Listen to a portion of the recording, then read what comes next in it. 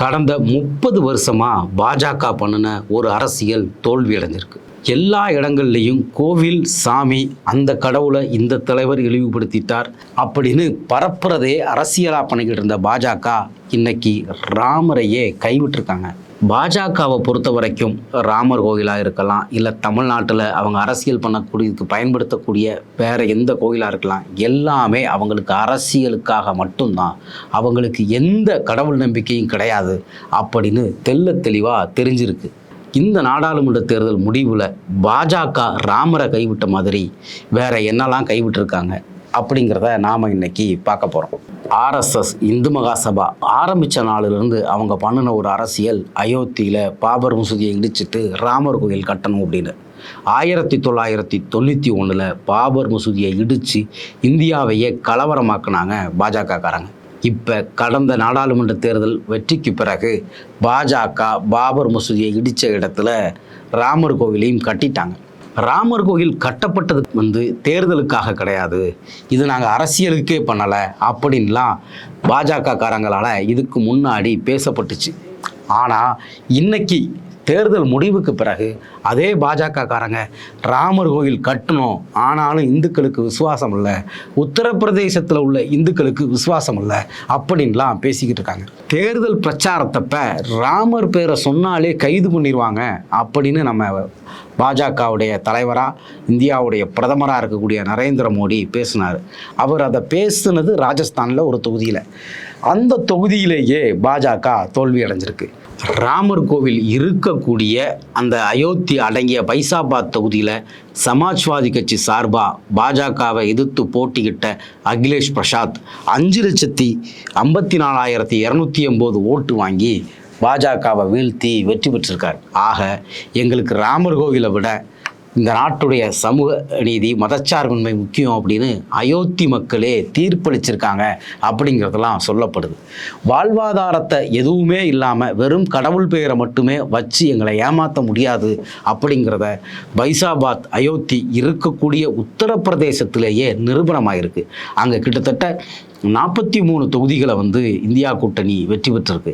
பெரும்பான்மையாக அங்கே இருக்கக்கூடிய தொகுதிகளில் 37 தொகுதி பாஜகவும் 43 தொகுதி இந்தியா கூட்டணியும் வெற்றி பெற்றதில் உத்தரப்பிரதேசத்துடைய மக்கள் இந்த ராமர், அயோத்தி, மதவாதம் இதையெல்லாம் தாண்டி அவங்க வாக்களிச்சிருக்காங்க அப்படிங்கிறது தெளிவாக தெரியுது. இந்த தேர்தலில் உத்தரப்பிரதேசம், பைசாபாத், ராஜஸ்தானில் பல தொகுதிகளில் மக்கள் வாக்களித்தது தொடர்பாக இப்போ பல பாஜக காரங்க இந்துக்களுக்கு நன்றி இல்லை அப்படின்னு மக்களை பேசிக்கிட்டு இருக்காங்க. இந்துக்களுக்காக அரசியல் பண்ணுறோம், இந்து கடவுள்களை இழிவுபடுத்திட்டார் மு க ஸ்டாலின், இந்துக்களுக்கு எதிராக இருக்குது அறநிலையத்துறை, இப்படியெல்லாம் பேசிக்கிட்டு இருந்தவங்க இன்னைக்கு இந்துக்களே தப்பானவங்க, இந்து மக்களுக்கு நன்றி விசுவாசம் இல்லை அப்படின்னு பேசிக்கிட்டு இருக்காங்க. எல்லாத்துக்கும் மேலே போய் தேர்தல் பிரச்சாரத்தில் ராமர் பேரை சொன்னாலே கைது பண்ணிடுவாங்க அப்படின்லாம் சொன்ன நரேந்திர மோடி இன்னைக்கு ராமர் பேரை விட்டுட்டு ஜெய் ஜெகநாத்துங்கிறாரு. வழக்கமாக பாஜக காரங்க, ஆர்எஸ்எஸ் காரங்க பேசுகிறப்பெல்லாம் ஜெய் ஸ்ரீராம் அப்படிங்கிறத அவங்களுடைய ஒரு கோஷமாகவே வச்சுருப்பாங்க. 2 பேர் ஆர்எஸ்எஸ் காரங்க சந்திச்சுக்கிட்டாலோ, 2 சங்கிங்க சந்திச்சுக்கிட்டா கூட நம்மெல்லாம் வணக்கம்னு சொல்கிற மாதிரி அவங்க ஜெய் ஸ்ரீராம் சொல்லி ஆரம்பிப்பாங்க. ஆனால் இன்னைக்கு பிரதமர் தேர்தல் ரிசல்ட்டுக்கு பிறகு பேச ஆரம்பிக்கிறப்பவே ஜெய் ஜெகநாத்னு ஆரம்பிக்கிறார். அதாவது ராமரையே கைவிட்டாங்க. 30 வருஷமாக இந்தியா முழுக்க அவங்க அரசியல் பண்ணிக்கிட்டு இருந்த ஒரு முக்கியமான பேராக இருந்த ராமரை இழிவுபடுத்திட்டாங்க, ராமர் பேரை சொன்னால் கைது பண்ணிடுவாங்க இப்படியெல்லாம் பேசி ஓட்டு கேட்ட நரேந்திர மோடி தேர்தல் முடிவுக்கு பிறகு உத்தரப்பிரதேசத்தில் 43 தொகுதி தோல்வி அடைஞ்சதுனால, பைசாபாத் தொகுதி தோல்வி அடைஞ்சதுனால, பெரும்பான்மை கிடைக்கல அப்படின்றனால கடவுளையே கைவிட்டாங்க. இதிலிருந்து நம்ம தெளிவாக என்ன தெரியுது அப்படின்னா, பாஜகவை பொறுத்த வரைக்கும் அவங்க கடவுள், தேசம், தேசபக்தி இதெல்லாம் பேசுவாங்க, இது எல்லாமே அரசியலுக்காக தான் அப்படிங்கிறதும், இந்த அரசியலுக்கு அது பயன்படலை அப்படின்னா அதை கைவிட்டுருவாங்க அப்படிங்கிறதும் நமக்கு தெளிவாகவே தெரியுது. இதே மாதிரி தான் ராமர் கோவில் கட்டப்பட்டப்ப அது அரசியலுக்கு அப்பாற்பட்ட ஆன்மீக நிகழ்ச்சி அப்படின்னு திரும்ப சொன்னாங்க.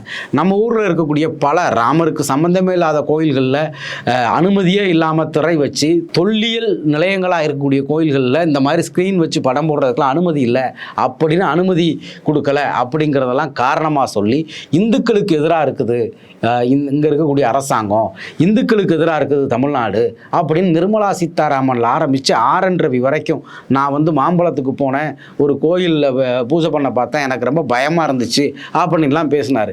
இன்றைக்கி நரேந்திர மோடியே ராமரை கைவிட்டுட்டு ஜெய் ஜெகநாத்னு சொல்லிட்டார். ஆக இந்த ராமர் கோவில் திறப்பு விழாவப்போ காஞ்சிபுரத்தில் நிர்மலா சீதாராமனில் ஆரம்பித்து இந்தியா முழுக்க இவங்க பண்ணின இந்த பெரிய பரப்புரை, இந்தியா கூட்டணி தலைவர்கள் யாரும் ராமர் கோவிலுக்கே வரலை அப்படின்லாம் சொல்லி பிரச்சாரம் பண்ணாங்க. ராமர் கோவிலுக்கு போகாதீங்கன்னு சொல்லி அவங்க பிரச்சாரம் பண்ணுறாங்க. ராமர் கோவிலை புல்டோசர் வச்சு இடிச்சிருவாங்க அப்படின்லாம் சொல்லி பிரச்சாரம் பண்ணாங்க. இன்னைக்கு ராமர் பெயரையே பயன்படுத்தாமல் பேச ஆரம்பிச்சிருக்கிறாரு நரேந்திர மோடி. ஆக இந்த 30 வருஷமாக ராமரின் பெயரால் கலவரங்களை பண்ணி, கொலைகளை பண்ணி, சிறுபான்மை மக்களுக்கு அச்சமூட்டி இந்தியாவுடைய ஒட்டுமொத்த சமூக சூழலையும் பிளவுபடுத்தி வச்சிருந்த பாஜக அவங்களுக்கு தேர்தலுக்கு பயன்படலை அப்படின்னு தெரிஞ்ச உடனேயே ராமரையே கைவிட்டுட்டாங்க.